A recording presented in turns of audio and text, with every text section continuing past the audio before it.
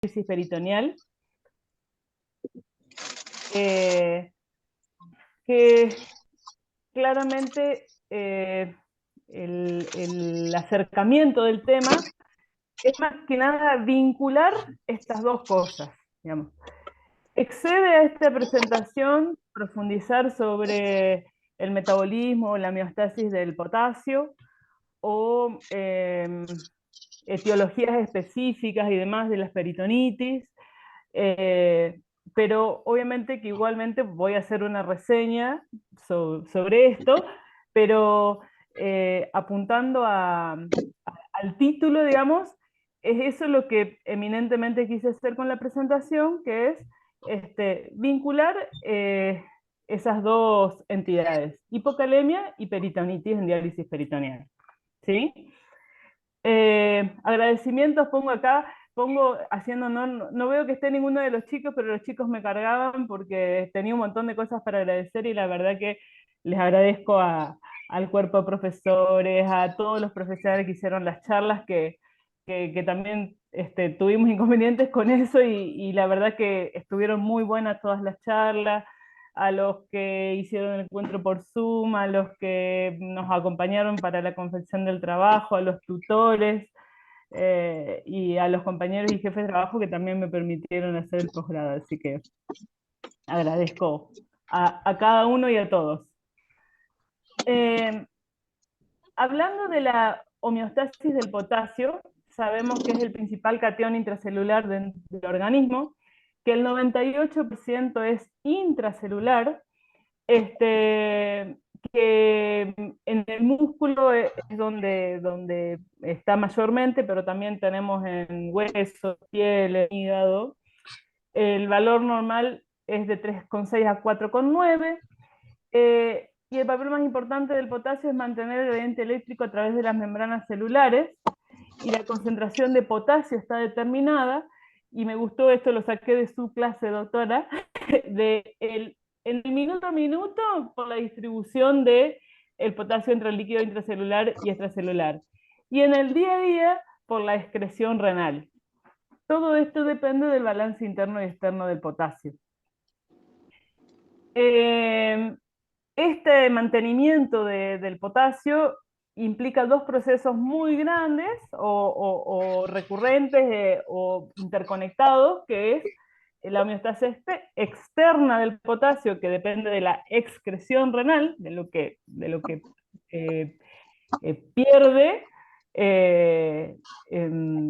haciendo la ecuación ingesta menos pérdida extrarrenal y por orina, y la regulación interna, que es la distribución, por la que casi que podríamos enumerar millones de cosas que influyen en esta redistribución, que tienen una resultante, que es mantener el gradiente eléctrico en un mínimo valor normal de potasio de 3,5 a 4,6. ¿Sí? Los factores, bueno, esto lo voy a explicar con los gráficos. Los factores que regulan la secreción y la reabsorción del potasio se pueden dividir en aquellos que afectan en mecanismos homeostáticos y contrahomeostáticos, ¿sí? Y esto en realidad lo terminé desarrollando solo un poquito, porque eh, el- la variabilidad que hay en el organismo hace que nosotros pensemos, o sea, deberíamos pensar que el impacto en el potasio o en la calemia, digamos, eh, fuera muchísimo mayor de lo que en realidad es. Este, la secreción y la reabsorción del potasio están afectadas por en cambios de aumento de su efecto y disminución de su efecto en función si hay una gran carga de potasio o si hay una restricción y agotamiento del potasio. La resultante, la mayor parte del tiempo, es un potasio normal. ¿Y por qué quise ir digamos, hacer un poco de traer a acotación esto? Simplemente porque cuando empezamos a evaluar hipocalemia y demás, que es el tema que vamos a hablar, realmente tiene que haber un desbalance significativo para que nosotros veamos esa traducción sostenida del valor disminuido, ¿sí? Este, gráfico más que nada es que está tanto en el Brenner como también en el New England y en varios lugares, que habla sobre la secreción específica del potasio que depende del flujo de sodio, de la concentración en el extracelular del potasio y diferentes mecanismos aldosterónicos y no aldosterónicos hacen que en función de las concentraciones de cada uno de estos iones, tanto la hipercalemia, hipocalemia, la hipernatremia o la concentración de sodio, por así decirlo, estimulen la reabsorción o secreción del potasio en función de lograr este equilibrio que habíamos hablado. La secreción del potasio urinaria se da en el túbulo contorneado distal.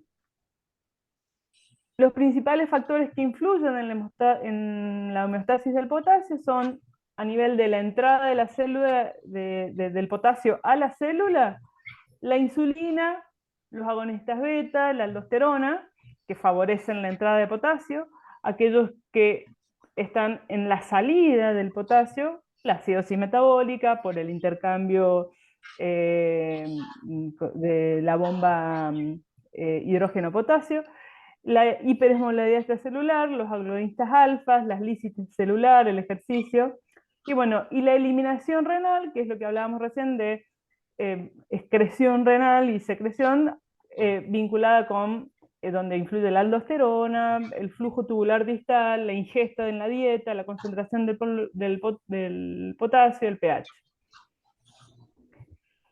Yendo más a lo que tenemos que analizar de el circuito y homeostasis del potasio, el metabolismo del potasio, nosotros tenemos una ingesta de aproximadamente 100 miliequivalentes de potasio día, que por ejemplo en México es más o menos de 60, en Estados Unidos de 50 y pico, cuando vas a Tailandia es de 80, no Tailandia, en China de 80, varía pero más o menos de promedio es eso, donde 90 miliequivalentes se absorben a nivel intestinal y en el fluido extracelular quedan 65 miliequivalentes, que se intercambian constantemente con el potasio intracelular, ¿sí? Que son 3.500 miliequivalentes, o sea, tenemos 65 en el extracelular y 3.500 en el intracelular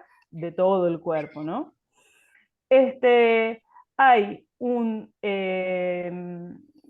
porcentaje que se elimina por heces, que son 5 a 10 miliequivalentes día, y en la regulación hay trabajos claros que hablan sobre un mecanismo específico que es una regulación hacia adelante, o un mecanismo forward, le dicen feed forward, que aparentemente hay sensores a nivel intestinal y del colon que son calibréticos, independientemente de la aldosterona, ¿sí? Por lo que tenemos entonces el ingreso, o sea, la vinculación del potasio intracelular, el extracelular, que se intercambian constantemente, dependiendo de lo que hablábamos antes de concentración de potasio, insulina y demás, parte que se elimina por heces, y lo que hace específicamente en la excreción renal, que es lo que teníamos la otra filmina de donde protagonismo se lo lleva en la secreción del túbulo distal, la eliminación del potasio. Mecanismos vinculados con la aldosterona. ¿Sí?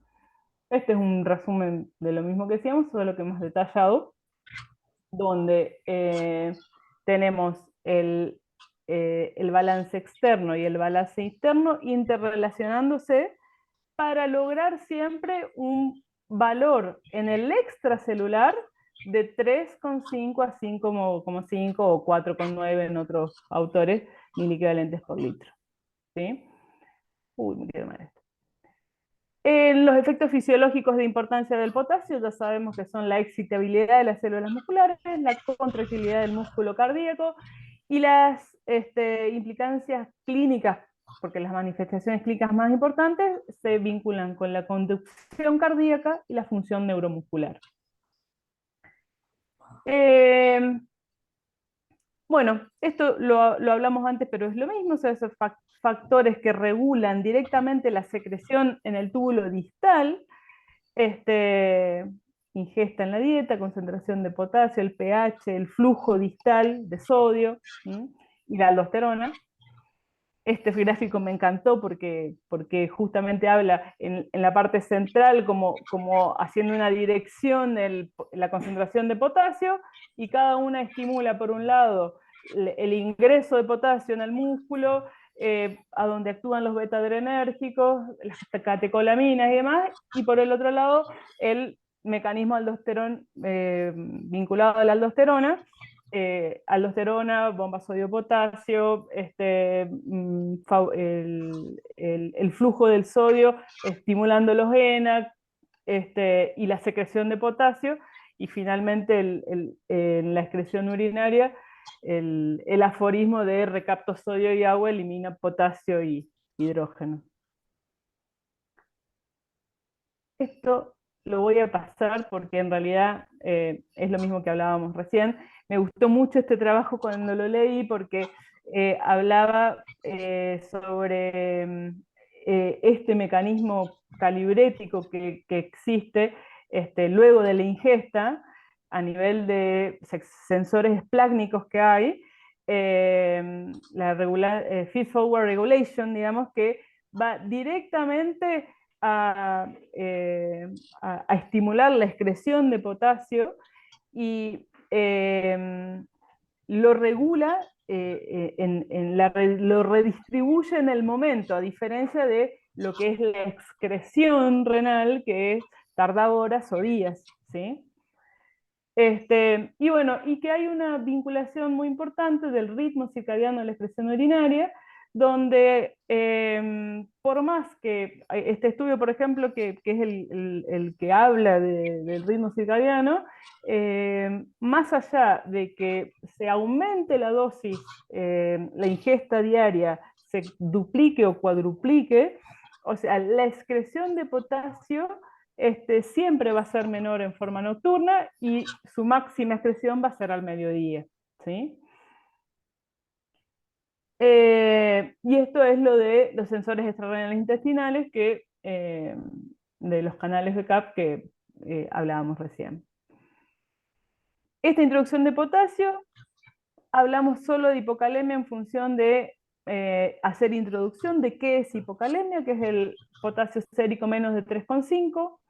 La pérdida de 1 miliequivalente litro, o sea, cuando yo censo eso, en general está hablando de una pérdida entre del 10 al 30% del potasio corporal. De modo que tienen implicancias relevantes en el sodio corporal total cuando hablamos de una pérdida equivalente a un miliequivalente, valga la redundancia. Es la normalidad electrolítica más frecuente, es bien tolerada en pacientes sanos, y bueno, interfiere con la formación y la propagación del impulso eléctrico cardíaco neuromuscular. En la etiología de la hipocalemia tenemos a grandes rasgos, o sea, alteraciones en la captación celular del potasio, o sea, que puede ser la pseudohipopotasemia, la falta de ingesta, que es una etiología de falta de sodio corporal total, de potasio corporal total. A nivel de la redistribución intracelular, la alcalosis metabólica, y todo lo que hablamos antes recién, de la insulina, de alguna intoxicación con algunos medicamentos directos, por ejemplo, el paradigma es la intoxicación digitálica, pérdidas extrarrenales, que pueden ser digestivas o cutáneas, y pérdidas renales, con presión renal normal, arterial normal o con hipertensión. Excede la charla hablar específicamente de este tema, ¿sí? Y este algoritmo es simplemente para ubicarnos que cuando nosotros tenemos hipocalemia, más allá de que al final del trabajo vamos a ver que la consigna es muy simple, no tenemos que dejar de clínicamente seguir indagando, seguir estudiando, y más que nada en aquellos que tienen diuresis renal, diuresis residual, digamos, hacer el algoritmo de, digamos, cómo está el potasio en la orina, cómo está, si tiene esto vinculación con pérdidas renales, pérdidas extrarrenales, si el volumen extracelular está normal o no, eh, y poder vincularlo también a la hora de la reposición o la evaluación con la hipomagnesemia, las pérdidas, el uso de diuréticos, el, el uso de insulina, digamos, nosotros que tenemos pacientes diabéticos, el uso de la insulina, y también en diálisis peritoneal tener en cuenta la importancia que, o mejor dicho, la jerarquía que se le puede dar a el estar estimulando constantemente la insulina con concentraciones de glucosa más de 1,5, digamos, cuando usamos bolsas de mayor concentración. Terminamos potasio. Peritonitis, definición, lo que recomienda las últimas guías, que es una revisión bastante exhaustiva que han salido ahora en el 2022, es que se diagnostique peritonitis cuando al menos hay dos de los siguientes ítems presentes. Es decir, uno, que hay características clínicas consistentes, es decir, dolor abdominal o líquido turbio.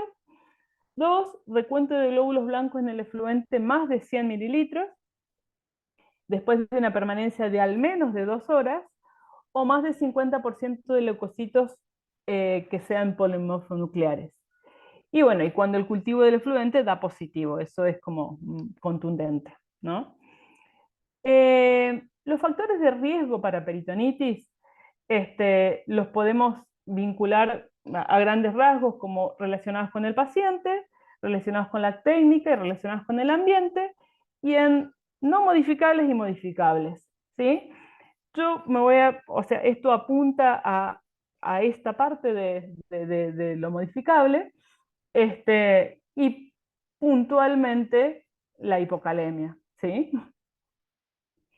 En las guías o en la revisión que se ha hecho sobre la prevención y tratamiento de peritonitis del 2022, tiene 5 grandes ítems donde está la definición que hablamos recién, la prevención de peritonitis, el tratamiento de peritonitis, el monitoreo de la respuesta y la vuelta a diálisis después de haber sacado el catéter.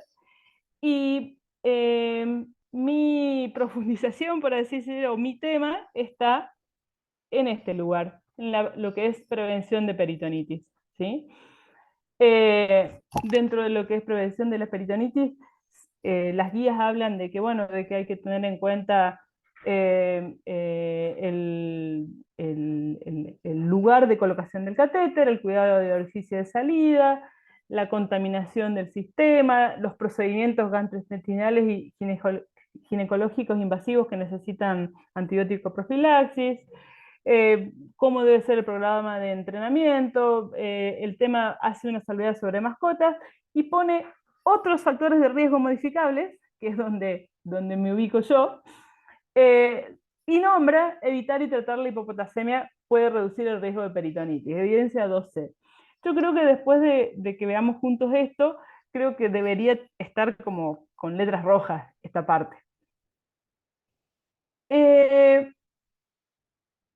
Cuando, disculpen porque se me ha achicado acá, lo que yo traté de hacer es ir desde la evidencia más tardía a la más reciente, y sacando los temas más importantes para poder hablar específicamente de esto.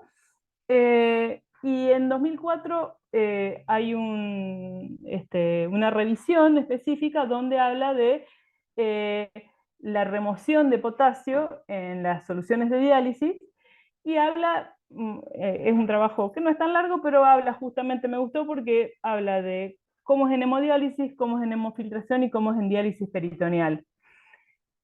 Voy a achicar acá porque... Ah, está, no me permitía ver. En hemodiálisis, la remoción de potasio es más o menos entre 70 y 150 milimoles por sesión, ¿sí? En hemofiltración, 60.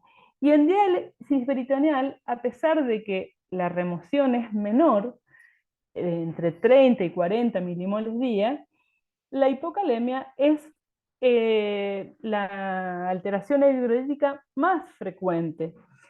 Y ahí empiezan a hacer disquisiciones sobre cuáles eran las causas de esto. Y bueno, ahí hablan que puede estar secundado por la insulina que se utiliza y que hace que haya más potasio intracelular, eh, que después vamos a ver cómo no se constata evidentemente esto, pero en el 2004 esta era la evidencia que había sobre los efluentes de diálisis peritoneal. En el 2009 hay un trabajo sobre hipopotasemia como un factor de riesgo independiente para la predisposición de en peritonitis por enterobacterias.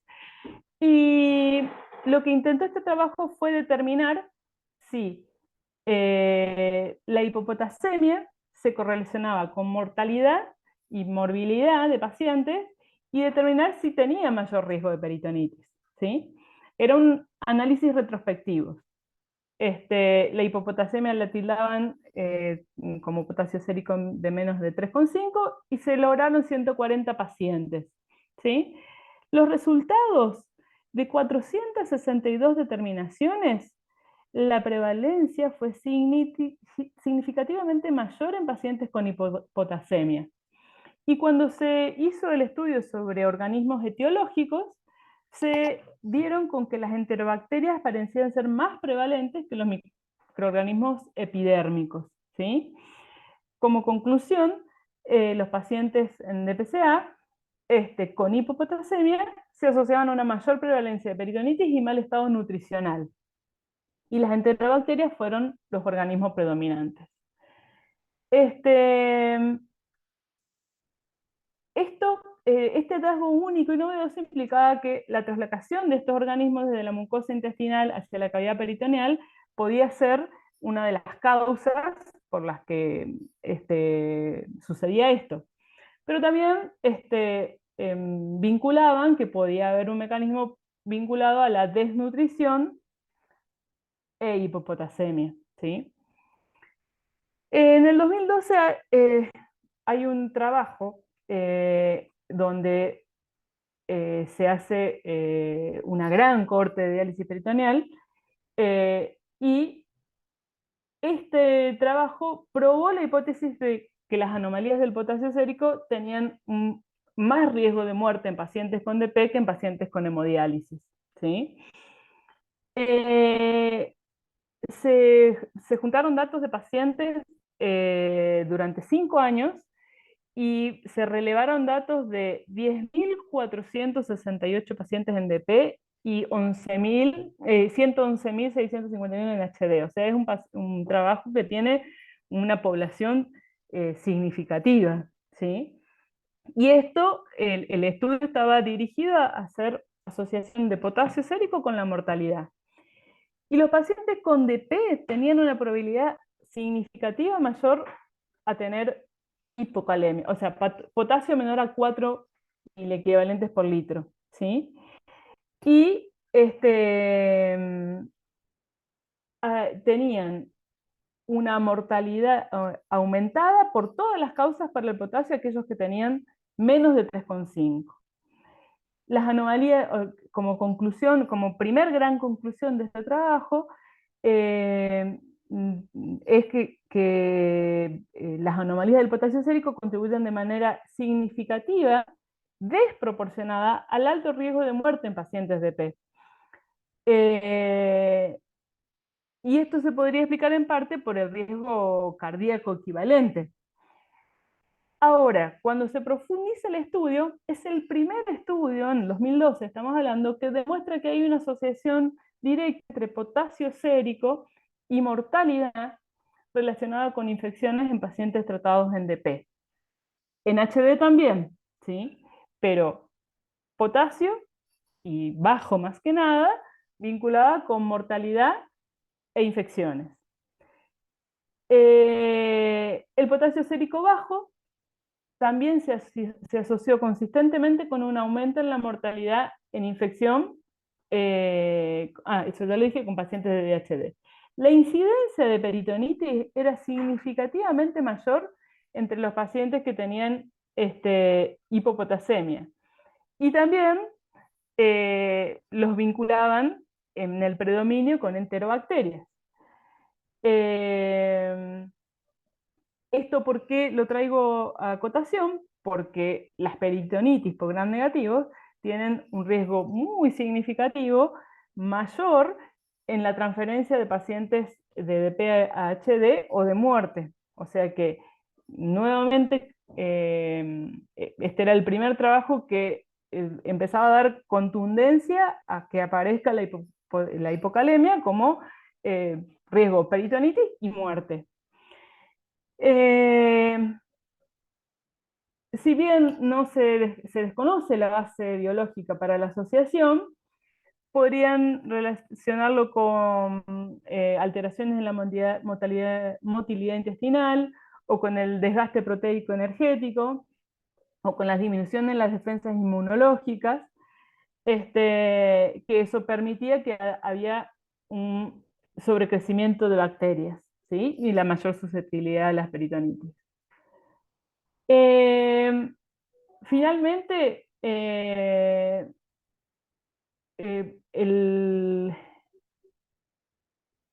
no quiero volver a repetir lo mismo, pero bien, lo que se llega a una de las conclusiones es que la alta prevalencia de la hipopotasemia está vinculada a las pérdidas de potasio, o sea, a la ingesta de potasio, ya que las pérdidas máximas de potasio no pueden ser más que, por ejemplo, en un paciente que tiene 13 litros de drenaje, 52 equivalentes. Y la ingesta promedio, hablamos que entre 54 y 100, 54 y 86. Entonces, es poco probable que las pérdidas del potasio del dializado sean suficientes para que induzcan a la hipopotasemia. Y entonces ahí empezó a aparecer esto de que las ingestas son inadecuadas. Y aparte de esto, la insulina, que estimula, o sea, los picos de insulina que se estimulan con la glucosa, favorecen aún más el ingreso del potasio al intracelular. Entonces, también se empezó a hablar o a meter un poco más ahí el tema de dieta en la hipopotasemia, más que causas específicas vinculadas con la diálisis peritoneal. En el 2014 hay un trabajo sobre el metabolismo de potasio en pacientes de diálisis peritoneal, y el objetivo de este trabajo era averiguar los posibles factores asociados a la alta prevalencia de hipopotasemia en pacientes de DP. Este trabajo tiene 243 pacientes y es interesante cómo termina definiendo 4 grandes grupos, ¿sí? Inicialmente pacientes anúricos y no anúricos, y después pacientes no anúricos con 3 cambios y anúricos, o sea, aquellos que conservan la función renal residual versus aquellos que tienen la máxima cantidad de cambios, ¿sí? Entonces, hay, en lo que encontraron es que hay con una ingesta media de potasio, o sea, de 32 milimoles por día. Estábamos hablando hoy de que una dieta alta es cerca de 80, 100, la ingesta media era de 32, una fuerte correlación entre la eliminación renal del potasio y el KTB de la urea, ¿sí? Y la vinculación significativa de la ingesta del potasio en la dieta, el agua intracelular, predijeron en forma positiva el nivel de potasio sérico. Es decir, que aquellos que ellos constataban que tenían una dieta baja, realmente después se correlacionaba con la excreción y tenían hipocalemia. Parece algo obvio, pero en realidad a veces no es tan obvio cuando hablamos de títulos, o sea, de hipocalemia, por así decirlo. Entonces, este estudio concluye en que la ingesta de potasio estaba limitada en pacientes con DP. No necesariamente que por la modalidad perdían mucho más potasio o tenían algún mecanismo un poco más oculto vinculado con la hipocalemia, sino que lo que más eh, la evidencia era contundente era sobre la falta de la ingesta adecuada, ¿sí? Y también sugirió que la eliminación del potasio en pacientes con DP puede no reflejar necesariamente esa ingesta, es decir, que cuando se evaluaba la excreción, como no siempre es de 24 horas, o como hay varias, hablábamos esto antes del ritmo circadiano, puede que uno tenga el potasio normal e igualmente ya tenga específicamente menos sodio corporal total, ¿sí?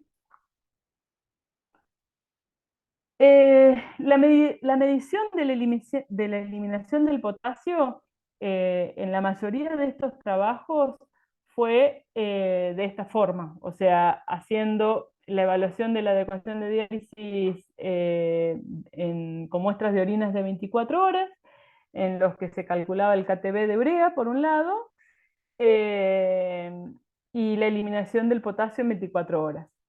La eliminación del potasio, eliminación peritoneal del potasio, era la concentración del dializado por el efluente de diálisis. La eliminación del potasio en milimoles era la concentración de potasio en orina 24 horas por el volumen de orina, ¿sí? Y la eliminación total era eliminación peritoneal del potasio más eliminación renal del potasio. Eh, La conclusión de este trabajo eh, nos lleva a pensar esto, que tenemos que tener en cuenta los pacientes anúricos versus los no anúricos, ¿sí?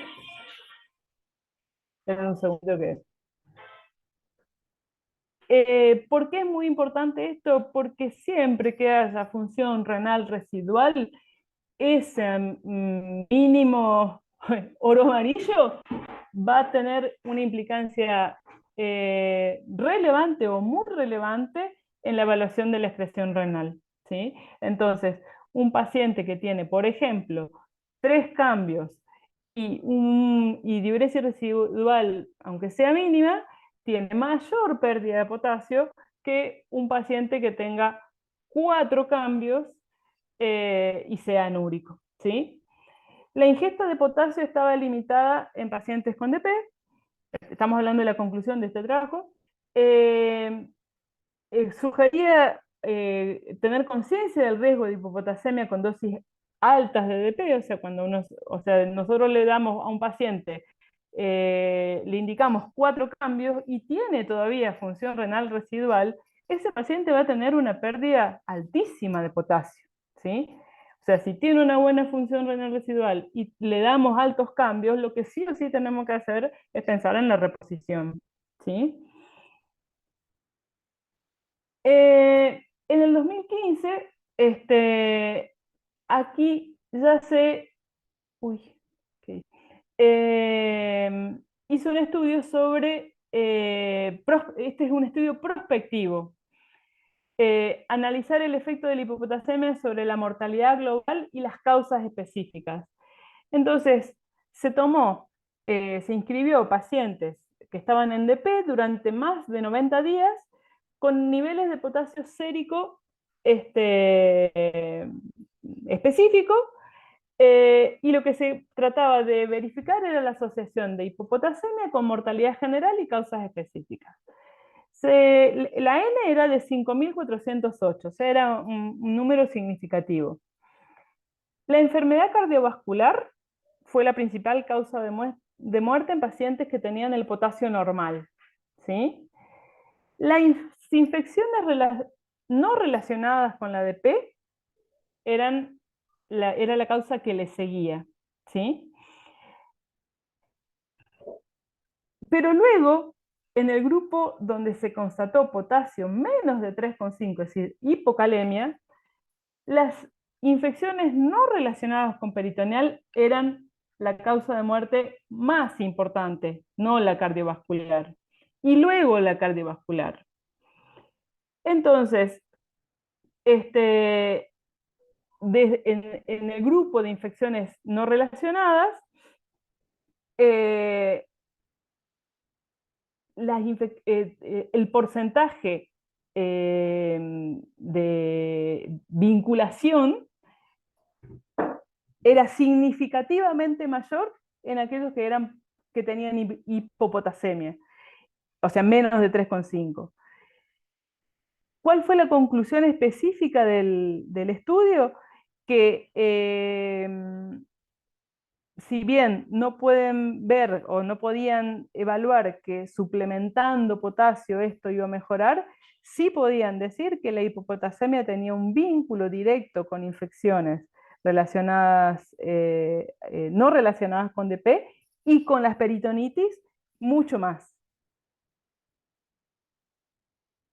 Eh, en el contexto de estos estudios, hay un estudio que habla de que querían determinar si el tratamiento de esa hipocalemia con espironolactona podía corregir la hipopotasemia. La conclusión del estudio era un estudio chico, porque eran 20 pacientes. Este, el, Constataron que sí, que mejoraba la hipercalemia, pero no habían tenido 3 casos de hipercalemia asintomática, o sea que seguían apuntando a que tenemos que ir sobre la ingesta, mejorar la ingesta. Eh, y bueno, y acá ya vamos llegando al 2017, donde se hace una revisión sistemática grandísima del en la peritonitis y peritonitis en pacientes en diálisis peritoneal, donde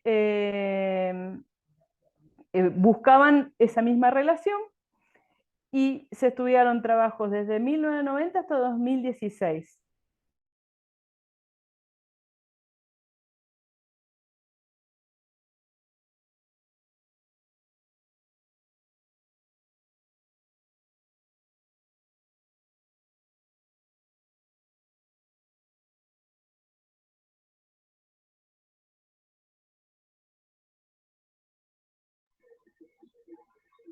Hola, no se escucha.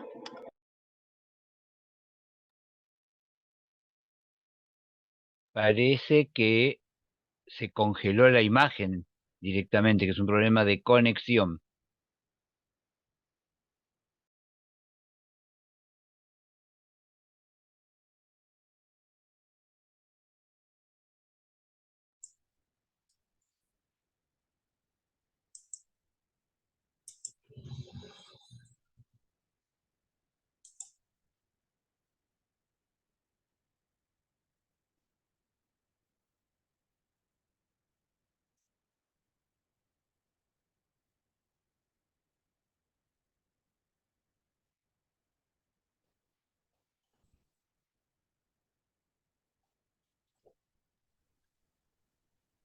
Hola, ¿me escuchan? Yo estoy tratando a ella de reactivarle el audio, pero lo tienen como si fuera...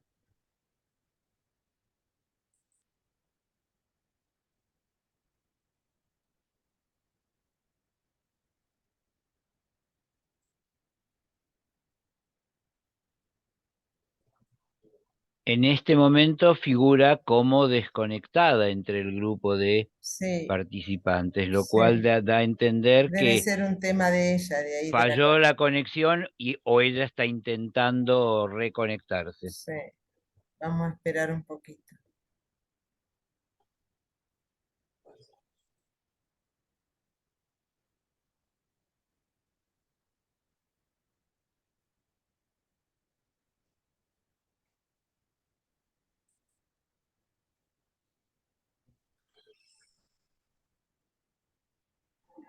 Está reiniciando la computadora, dice.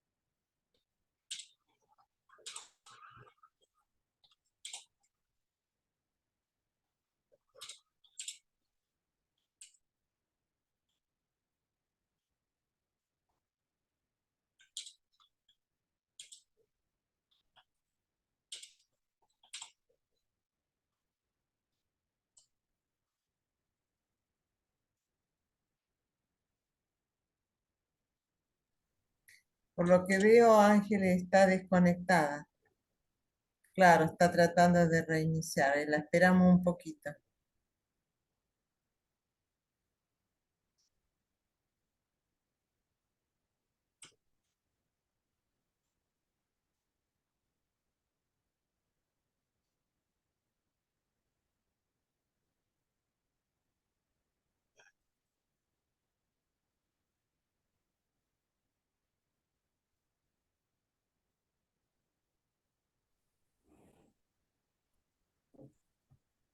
Hola.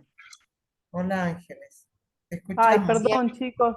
Se ve que el viento no, me agarró una desesperación. Bueno, no te preocupes, vos inicia de nuevo la presentación. Esto ¿Por tiene que dónde? ser tranquila, está todo bien y seguiremos adelante, ¿no? No se pongan nerviosos. Bien. Eh, no sé dónde terminaron de alcanzar a escucharme. Yo estaba en... En esta que está mencionada ahí, Está vista. Bien, está bien.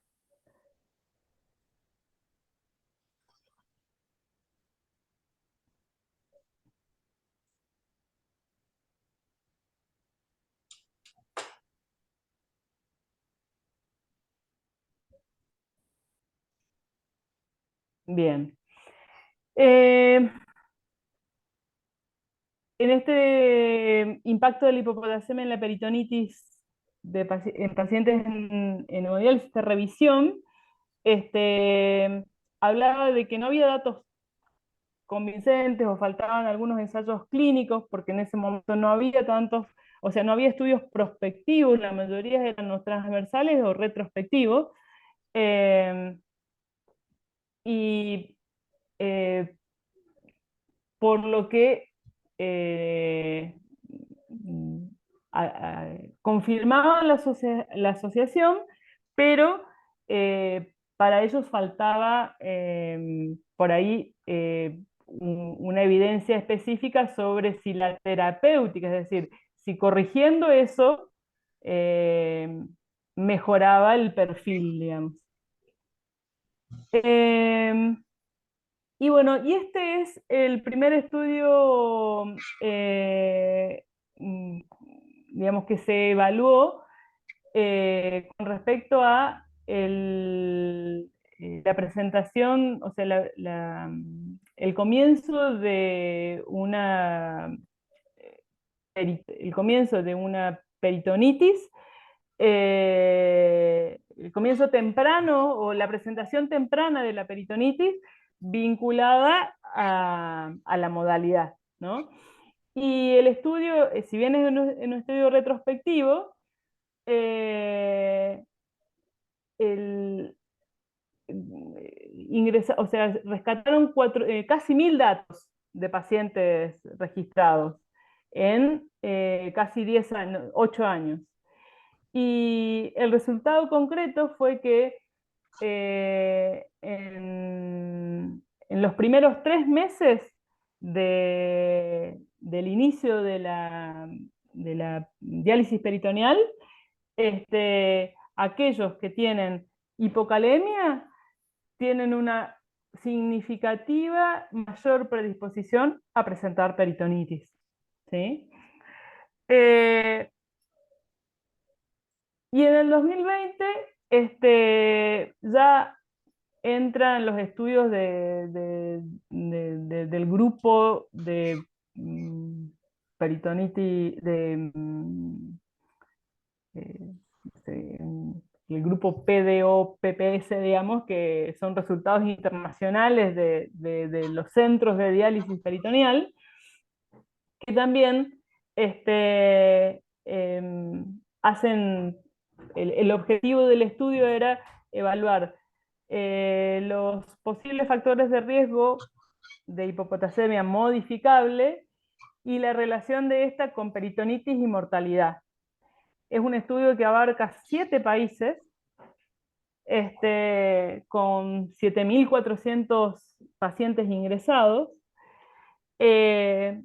y los resultados arrojaron que la hipopotasemia fue más frecuente en Tailandia y en los pacientes de raza negra de Estados Unidos, que las características de los tratamientos asociados con potasio menos de 4 tenían desgaste proteico energético, tenían menor volumen de orina, tenían menor presión arterial, tenían mayor dosis de diálisis, mayor uso de diuréticos, y que la hipopotasemia persistente se asociaba a tasas de peritonitis un 80% más altas, ¿sí? Y un 40% más alta en la mortalidad general. Entonces, es una de las conclusiones de trabajos internacionales e intercentros, donde la hipopotasemia persistente se asocia a una mayor mortalidad y peritonitis. Mm, el trabajo está muy bueno porque también detalla todos los ajustes que se hicieron para eh, este, tratar de equilibrar los grupos. Y bueno, y sigue hablando que por ahí hay mecanismos que no se conocen completamente y que faltan por ahí estudios específicos de intervención, pero la relación es evidente, es de evidencia, ¿sí? Y este es el resumen, digamos, del estudio que habla de la participación de 7 países, más de 7.000 pacientes, los factores de riesgo de hipocalemia, como los nombré recién, y los resultados específicos donde los pacientes con hipocalemia persistente tienen 80% más de peritonitis y un 40% más de mortalidad.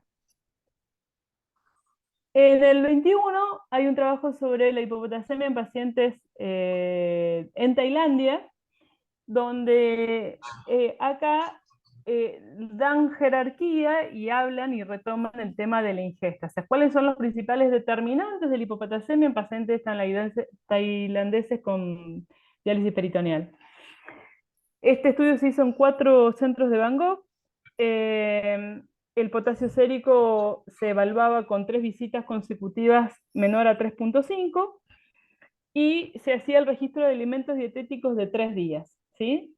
Se registraron 60 pacientes que cumplían con los criterios y los pacientes hipopotasémicos tenían una ingesta dietética de potasio significativamente más baja. ¿Sí? Y el bajo contenido de potasio de la dieta fue un factor de riesgo independiente para la hipopotasemia. ¿Esto qué quería decir?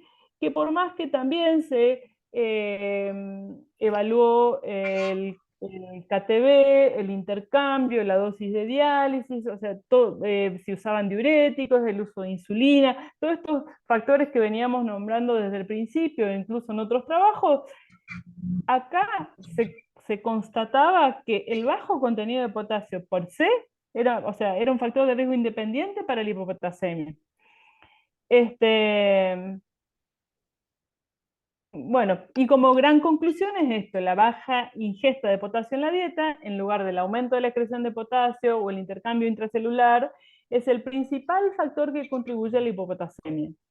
Por lo que nuevamente sugieren que debería implementarse un protocolo para evaluar suplementos y demás. Bueno, finalmente, ahora este es en el 2021, hay un estudio sobre grado y duración de la hipopotasemia asociada con peritonitis, y el trabajo trataba de identificar las relaciones del grado y la duración de la concentración baja de potasio con peritonitis. Es decir, se relevaron 600 pacientes más o menos y se hizo la asociación temporal de hipopotasemia y peritonitis, ¿sí? Y la conclusión fue que el grado y la duración de hipopotasemia se asocian estrechamente con peritonitis. Y la hipopotasemia podría ser un factor determinante, mientras que la peritonitis en sí misma también se agrava por la hipopotasemia en la duración de la misma, ¿sí? Y nuevamente hacen hincapié sobre evaluar nuestros pacientes con hipopotasemia. Y finalmente viene el trabajo por el cual yo comencé a hacer esta profundización de tema, porque yo digamos, no tengo creación de nada, que fue cuando estuvimos haciendo la rotación. Este trabajo aún es open label, o sea, está abierto, y habla sobre la eficacia de la suplementación con potasio en pacientes con hipopotasemia que reciben diálisis peritoneal.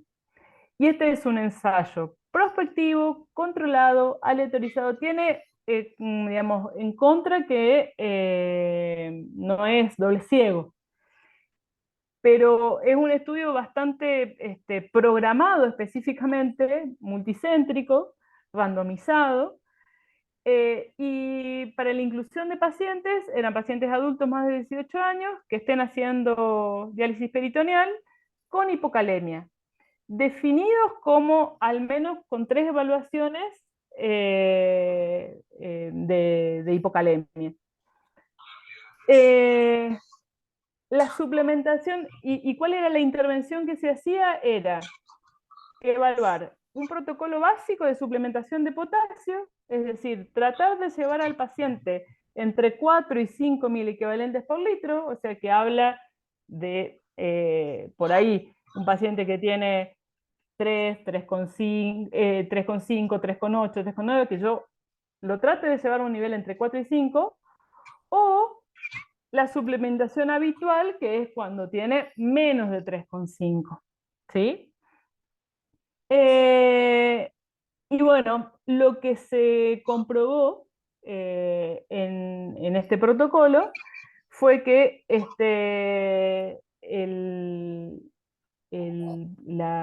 la intervención directa de la administración de suplementación eh, para mantener un potasio de 4 a 5 miliequivalentes por litro, podría reducir significativamente el riesgo de peritonitis, ya que, acá lo tenemos, eh,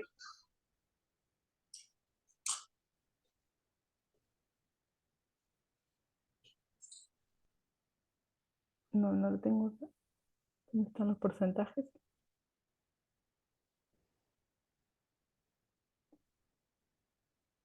Ah, acá está. La media para presentar el primer episodio de peritonitis en aquellos que tenían la suplementación fue significativamente menor que en aquellos que no lo tenían. Y el grupo que, digamos, ellos, aparte de tener el objetivo de evaluar la hipocalemia específica, también evaluaban otras cosas, o sea, eh, eh, eh, la, riesgo de mortalidad cardiovascular, vinculación de hospitalizaciones, otras causas de mortalidad. Bueno, todos esos outcomes secundarios no fue significativo, pero específicamente en la definición del primer evento de peritonitis, encontraron que el tratamiento de suplementación genera un enlentecimiento en la aparición. Bueno, finalmente,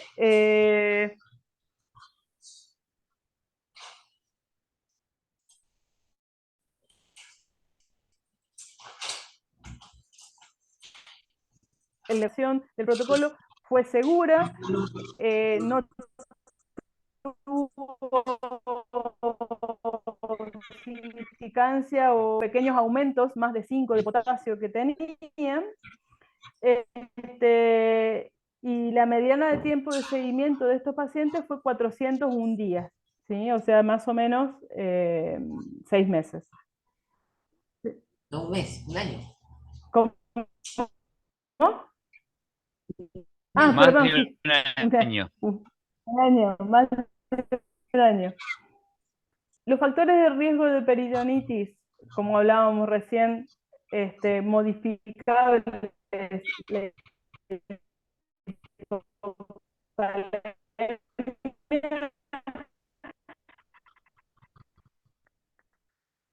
como conclusión para mí, no me parece que la hipocalemia es un factor sumamente modificable en la medida que nosotros, importante, es la falta del aporte, ¿sí? Entonces un lindo desarrollo con nutricionista y con evaluación o poner ojo a algo que habitualmente, no sé, a lo mejor ustedes en la práctica sí, pero nosotros no lo teníamos tan en cuenta. Y para repasar finalmente dentro de dónde se ubica esto,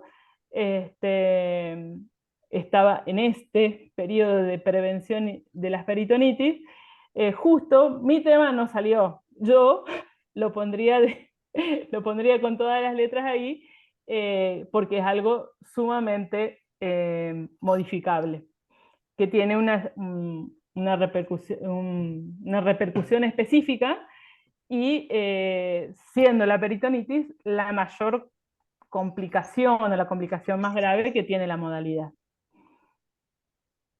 Bueno, no sé cuánto me demoré, les pido disculpas por las interrupciones. Muy bien, Ángeles. Muy bien, la verdad, muy perfecto el desarrollo y creo que está todo bien planteado. Bueno, yo dos o tres cositas así, poco sé de diálisis peritoneal, pero las cosas así que a uno se le ocurren son las siguientes, ¿no? Este, en primer lugar, si yo tengo un paciente, dicen que la ingesta, no hay duda que hay una correlación entre hipocalemia y peritonitis. Y sí afirman que hay una reducción en la ingesta. No sé a qué se debe, porque si en paciente el riñón no funciona, no están aumentadas las pérdidas por diálisis peritoneal, y los pacientes comen al menos como comemos nosotros respecto de potasio, uno debería pensar que lo están perdiendo, ¿no? Eso es lo que a mí primero se me ocurre. Y yo, si tuviera una paciente con hipocalemia en diálisis peritoneal, seguramente me preguntaría la función renal residual, que vos ya lo dijiste, la relación que hay entre función renal residual e hipocalemia, el uso de diuréticos, no nos olvidemos que muchos pacientes en diálisis peritoneal están con diuréticos, son el grupo de pacientes que más usa diuréticos, o porque están sobrehidratados, o porque directamente para mantener la función renal residual. Y no nos olvidemos que los diuréticos de ASA o cualquier tipo de diuréticos aumentan la llegada del sodio al distal y eso promueve pérdidas de potasio. Pérdida de potasio. Exacto, eso por un lado. Por otro lado, si están deshidratados, no nos olvidemos que la causa más importante de hipocalemia en las personas son la hiperreninemia, el hiperaldosteronismo hiperreninémico. Y como causa de esto son todos los pacientes que están hipovolémicos. Y capaz que muchos de estos pacientes en diálisis peritoneal tienen hipovolemia efectiva. Digo yo, no sé. La otra posibilidad que se me ocurriría a mí es si usan soluciones hipertónicas que puedan producir aumento de la glucemia y aumento de la insulina, y que la insulina pueda ser una causa además de la hipocalemia. Y no nos olvidemos del intestino, donde actúa la aldosterona, que también promueve las pérdidas de potasio, por eso la utilidad de los antialdosterónicos. Lo que sí, no, bueno, yo no sé del tema como para poder hablar con criterio de conocimiento.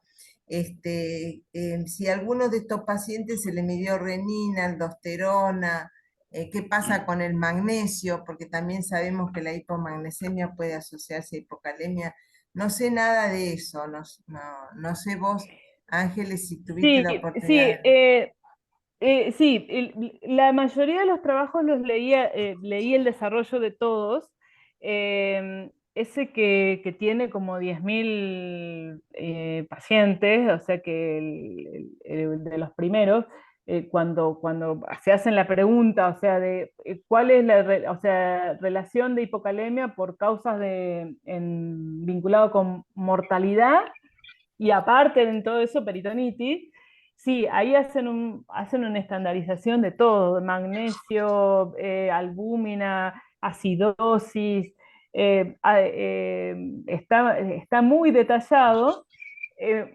Muchos de estos pacientes, mejor dicho, algunos, no muchos, algunos están realmente vinculados con el desgaste nutricional, o sea, tienen hipomagnesemia, tienen hipoalbuminemia, pero lo que fue dando, yo por eso también la hice evolutiva la charla, digamos, porque lo que se fueron haciendo luego, fueron haciendo correcciones en los estudios, digamos, como para vincular como factor de mal pronóstico, digamos, independiente, más allá de que tenga potasio bajo o no, que tenga hipolipemia o no y demás, más allá de esas causas,